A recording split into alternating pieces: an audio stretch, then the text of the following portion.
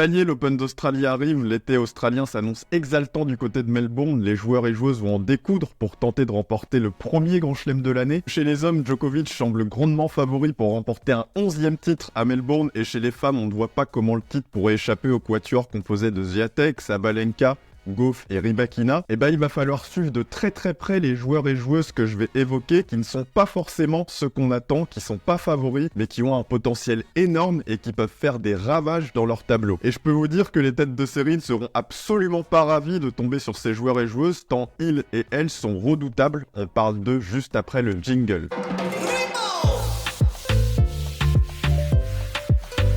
Allez, premier joueur, il s'agit d'Emil Ruusuvuori. J'espère que vous le connaissez, vous avez dû entendre parler de lui. Au moins, 24 ans, il est finlandais. Après une carrière plutôt aboutie chez les juniors, il a découvert le circuit principal en 2020. Et depuis le temps, il a pu jouer les tout meilleurs du monde. Il a joué Nadal à Melbourne 250, il a joué Alcaraz, Zverev, Medvedev, Sinner plusieurs fois, contre qui il a gagné 2 fois. Berrettini, enfin bref, il sait ce que c'est le plus haut niveau, et petit à petit, il s'y est fait. Au niveau de son style de jeu, c'est très fort, ça joue vraiment en cadence, ça sert très bien, il a un revers vraiment très solide, il peut trouver des angles pour croiser et aller vers l'avant, donc il est vraiment complet, il mesure 1m88, donc parfait, il peut allier puissance et bon déplacement. Au total, il a 4 victoires contre des top 10, dont 2 en 2023, il a battu Sinner à Hertogenbosch sur gazon, donc faut le faire, et Rublev à Cincinnati dans un match de dingue de plus de 3 heures. Emil Ruusuvuori, il a toujours pas de titre sur le circuit, c'est ce qui lui manque. Il a joué 2 finales, dont la dernière récemment à Hong Kong, qui perd contre Andrei Rublev. Mais il a fait une très belle semaine à Hong Kong, il bat Bonzi, Kachanov,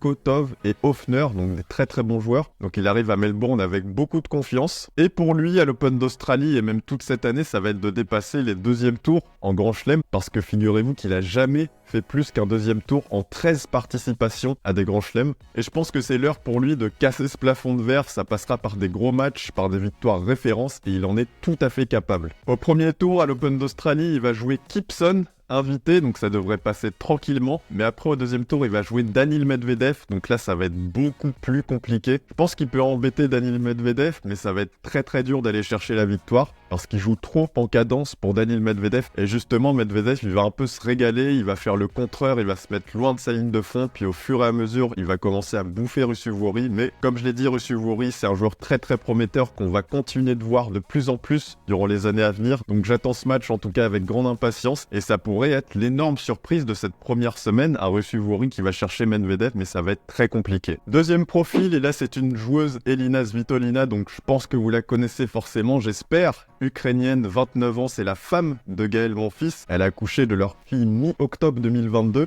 Elle a un palmarès déjà très fourni, elle a été numéro 3 mondial. Elle a remporté 17 titres en carrière. Elle a fait quart à l'Open d'Australie, à Roland-Garros et demi-finale à Wimbledon et à l'US Open. Et si on fait abstraction de sa grossesse, ça fait 10 ans qu'elle est dans le top 50, donc c'est une des joueuses les plus régulières des années 2010. Il manque juste ce titre en Grand Chelem, et pourquoi pas maintenant ? Alors à l'Open d'Australie, elle a atteint 2 fois les quarts de finale, c'est pas forcément là où elle a le mieux performé, mais je trouve que cette surface dure se calque plutôt bien avec son style de jeu. Et concernant son jeu justement, c'est une joueuse vraiment complète, elle sert bien, elle est forte vraiment des deux côtés, coup droit comme revers, elle sait aller vers l'avant et elle a vraiment une bonne main. Peut-être qu'il lui manque cette petite folie, cette flamme dans les champs sur quelques séquences de jeu, mais honnêtement elle est vraiment très régulière et c'est une combattante. Alors pourquoi je la vois faire quelque chose ? Parce que son retour en 2023 il est fou, elle fait quart de finale à Roland-Garros, elle fait demi-finale à Wimbledon, elle bat notamment Swiatek et Azarenka dans 2 matchs de folie.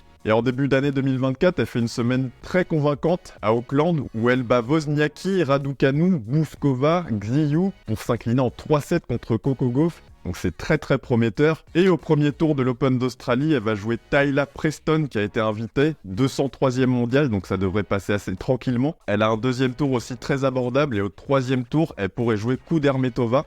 Donc vu ce qu'elle nous a proposé en 2023, j'attends Svitolina contre Swiatek en 8e de finale. Swiatek a une revanche à prendre de Wimbledon, et je pense que Svitolina peut vraiment aller très loin dans cet Open d'Australie. Troisième profil, peut-être un peu moins connu que les deux autres, même s'il monte, Alexander Shevchenko. Il a 23 ans, il est russe. Il est arrivé sur le circuit principal du côté de Madrid, où il a battu Gigi Wolf et Lehečka avant de perdre en 3-7 contre Daniil Medvedev. Et 2023, ça a été une année tremplin pour lui. Il est rentré dans le grand bain. Il s'est illustré à Bâle en battant notamment Taylor Fritz dans un match fou en sauvant balle de match. Il fait finale à Metz contre Hugo Humbert et il obtient son meilleur classement en fin d'année, 48e mondial. Au niveau de son style de jeu, il est fort des deux côtés, il peut dicter l'échange avec son coup droit, avec son revers aussi, et il a vraiment des frappes enveloppées. Alors peut-être qu'il devrait prendre encore en épaisseur, en densité, avec un impact physique plus important, mais il faut préciser qu'il est entraîné par Günter Bresnik, le fameux coach qui a élevé Dominic Thiem à un niveau physique hors du commun.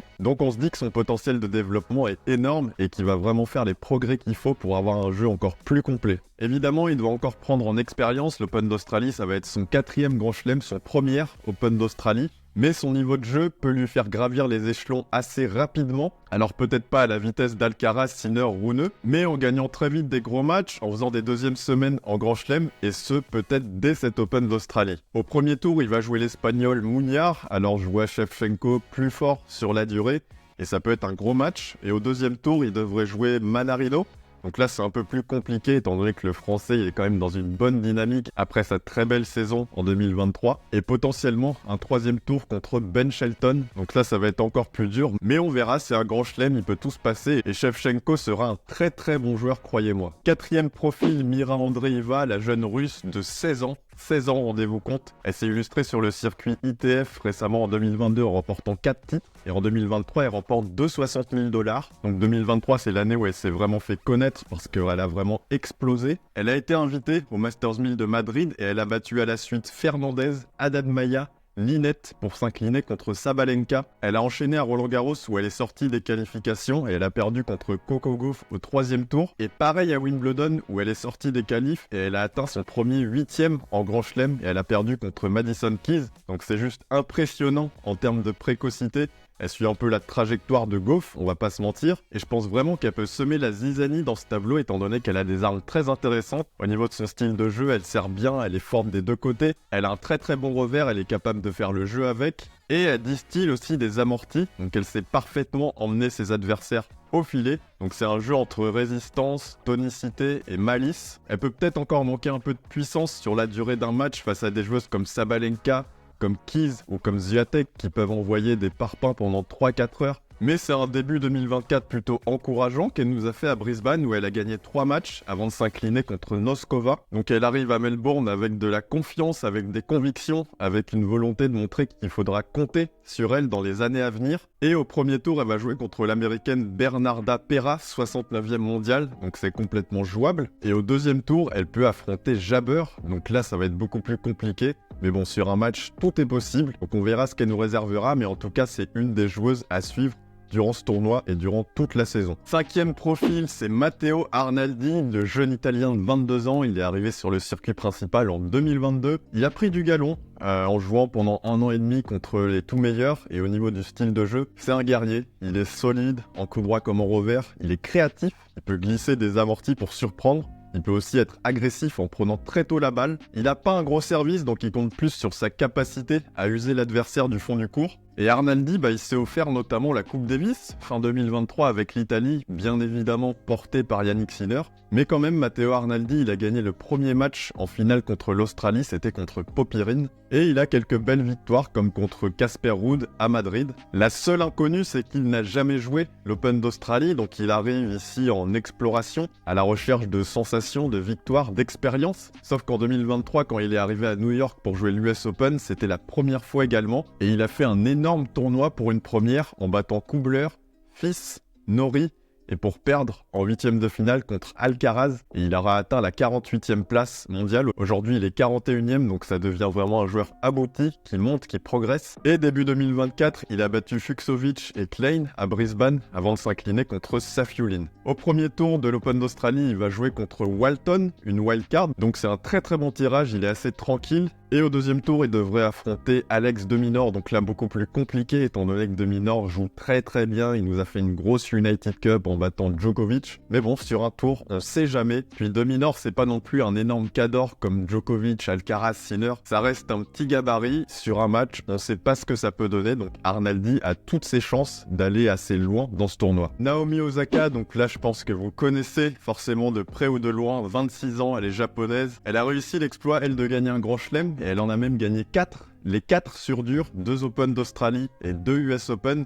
Donc même si elle est sur un retour à la compétition, elle fait vraiment partie des joueuses à suivre qui peuvent faire un gros coup. Parce que contrairement à la plupart des autres, elle a l'expérience, elle sait ce que ça fait d'aller au bout d'un grand chelem, elle sait ce que ça fait de servir pour le titre. C'est des notions qui peuvent paraître anodines, mais qui sont vraiment fondamentales quand tu veux gagner un grand chelem, et elle sait ce que ça fait. Au niveau de son style de jeu, c'est une joueuse très très puissante, elle a un gros service, un peu à la manière de Sabalenka. Elle peut aussi tenir l'échange dans la durée, mais son fond de jeu, c'est vraiment l'agressivité et la prise de risque, mais il faut bien reconnaître que ça a souvent payé avec elle. Et comme Svitolina, elle a été absente due à sa grossesse, donc elle est revenue qu'à Brisbane en début d'année, où elle a gagné son premier match avant de s'incliner contre Pliskova. Et personnellement, je pense qu'elle a une réelle chance, alors peut-être pas de gagner l'Open d'Australie, parce que c'est toujours compliqué quand tu reviens après une longue pause, mais elle peut largement battre des grosses joueuses, des têtes de série sans aucun problème. Et si elle en a vraiment l'envie, je pense qu'elle peut aller très loin, parce que souvenez-vous, elle avait eu ses problèmes mentaux, où elle refusait d'aller en conférence de presse étant donné qu'elle était très sensible et très vulnérable mentalement. Là, ça a l'air d'aller un peu mieux, donc on va voir ce qu'elle va nous réserver. En tout cas, elle va jouer contre notre Française Caroline Garcia au premier tour, et les deux joueuses s'étaient jouées une fois par le passé, c'était à l'Open d'Australie en 2021, et Osaka avait gagné 6-2, 6-3, donc elle peut complètement réitérer. On espère forcément que Caro, elle va passer, mais malheureusement, la victoire d'Osaka n'est vraiment pas à exclure, et elle pourrait jouer par la suite Potapova au troisième tour, et Coco Gauff en huitième de finale, donc j'ai vraiment envie de voir ce Osaka Gauff, même si j'aimerais évidemment que Garcia aille le plus loin possible. Je pense que Naomi Osaka sera une des joueuses à suivre. Septième profil, je parle de Roman Safiullin, le russe qui a 26 ans, qui est 36e mondial, c'est son meilleur classement, et il n'a pas encore remporté de titre sur le circuit, c'est un peu ce qui lui manque. Il a fait une finale à Chengdu en 2023 contre Zverev, et il s'est fait connaître durant cette année 2023 en faisant notamment quart de finale à Wimbledon contre Yannick Sinner. Il a déjà battu 3 top 10 en carrière,